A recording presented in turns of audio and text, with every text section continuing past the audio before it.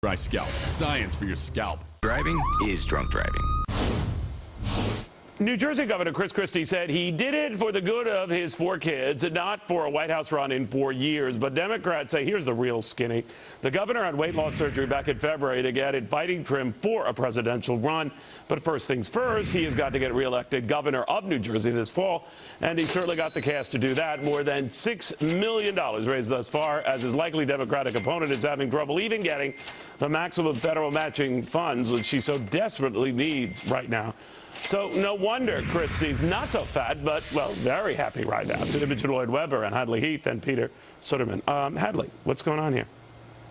Listen, every time I hear a story like this, my first reaction, you could say my gut reaction, is to lament that we don't focus more on the issues. You know, how has Chris Christie governed? How would he legislate? You know, what kind of office is he running for?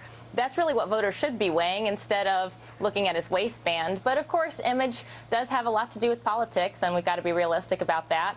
I think the byproduct of this surgery, even if it is ultimately for his health, will be good for his politics as well. Imogen, what do you think?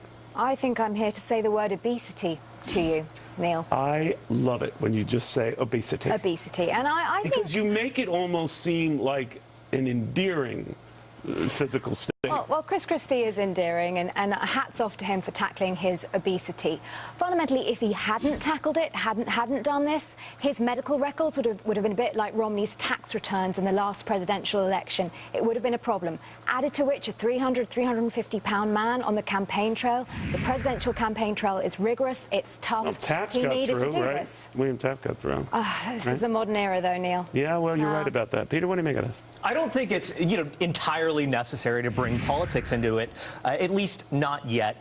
Chris Christie probably wants to be president. He seems to sort of act like it. He seems to like he wants to lose some weight, but I'm not sure he wants to lose weight in order to be president. No, knowing enough about his family and his love of his kids, I mean, any father, mother, anyone in that state would want to be around for those kids. So I take that at face value.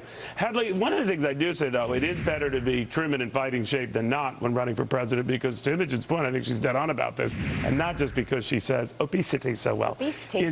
Thank you, is that it is a rigorous process now. We've gone from a country with no primaries, none of this sort of nonsense you go through, to now constantly running virtually 2 years at a minimum nonstop for this job all over the country. It is physically grueling, and you do have to be up to snuff for it, right? Right, and probably a better predictor of a candidate's success is not the size of his waistband, but the size of his funding, which you mentioned earlier. He's got a lot of backing. He's been very popular. Many Americans themselves have struggled with weight loss, and so in some ways this story just makes him more relatable as a politician. But I hope people will recognize that, beyond the vanity of politics, this may represent, as Imogen said, someone taking responsibility in their own health care, not blaming big soda, not blaming big sugar, big salt, or McDonald's, but recognizing that ultimately it's his responsibility. Well, he has always said that. I've battled this for 20 years, he said, and I've lost that battle many times, so he's not blamed it on anyone. But Imogen, I guess what I'm asking is, do you think he's less appealing to a lot of folks? It'd be like Winston Churchill if he had been like a thin waif, right? He carried, I thought, more gravitas as a big guy. And you hear these stories about when he would visit FDR at the White House, he'd be, rolling around the family mansion in the nude. I don't even want to picture what that was like. But you've heard the stories, right? Yeah. So I'm thinking, would he be the same, or people feel the same about him if he were like emaciated?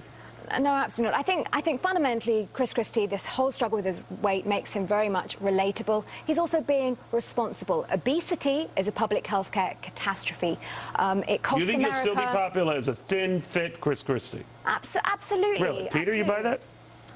It's not clear, whether he's going to be a thin, fit Chris Christie or simply a less heavy Chris Christie. I don't know. It would be like, staff is not saying how much weight he's lost. It would be like if Santa Claus went through a Richard Simmons workout, I mean, he's still going to be a guy with a lot of heft who has a lot of, who has a lot of power behind his words. Okay, so heft or no, he'd have gravitas. It doesn't matter. I think that he still will, yes. Okay. Hadley, you agree with that? Yeah, I think I take him at his word when he says he's doing this for the benefit of his health and for his family, for his longevity. I think that sets a good example for a lot of Americans who have struggled with weight for a long time. Even healthy Americans go through phases where they struggle with their weight. So, look, this, regardless of the political consequences, whether it's good for him, whether it's bad for him, whether he's going to be a medium-sized or very small Chris Christie, ultimately I take him at his word when he says this is for his health. And you agree with that? I do, absolutely. I think fundamentally the biggest problem for Chris Christie is not going to be his obesity, it's not going to be Hillary Clinton in 2016, it's going to be the Republican Party and actually winning that nomination.